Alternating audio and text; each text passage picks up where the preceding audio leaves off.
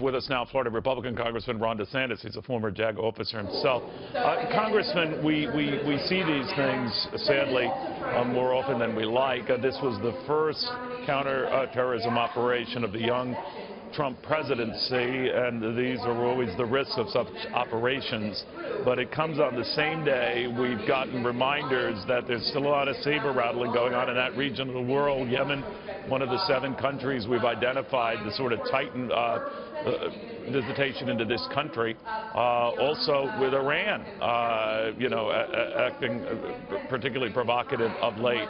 What do you make of all of this?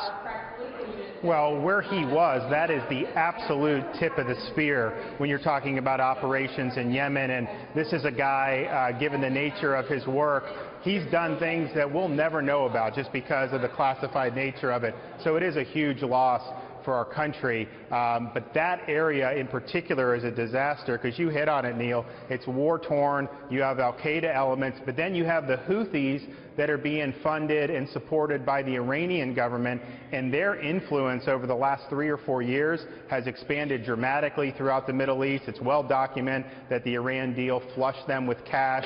They're saber-rattling in terms of doing ballistic missile tests, which the Obama administration basically let him get away with. I think NSC advisor Flynn's statement was important because it says we're going to stop the policy of letting Iran get away with more belligerent behavior after more belligerent behavior just so we can keep this Iran nuclear deal, this piece of paper, intact. I think that they're going to be tougher on Iran, and I think our Gulf allies will be very happy to see that. You know, Congressman, by the way, a map we were showing were not the 7 countries per se. I believe 4 of those were among those cited, but this is just a map of the region in Yemen, in particularly where this young hero was killed. But it all happens on the same day. A point you were mentioning earlier, Congressman, where General Flynn was talking about Iran and particularly the unusual nature of the statement he made today at the White House briefing. I want you to react to this, General Flynn. Instead of being thankful to the United States in these agreements, Iran is now feeling emboldened. As of today, we are officially putting Iran on notice. Thank you. Congressman, what does that mean, putting Iran on notice?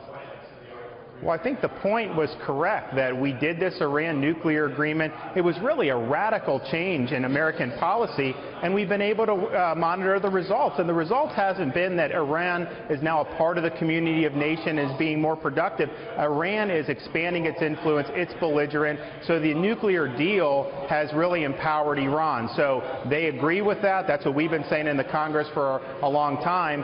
What does it mean to be on notice? I'm not sure, but I think at a minimum, I think the Trump administration has got to be open to tougher sanctions against Iran. General Mattis was talking with the allies and the Gulf about trying to combat Iranian influence into all these hot spots.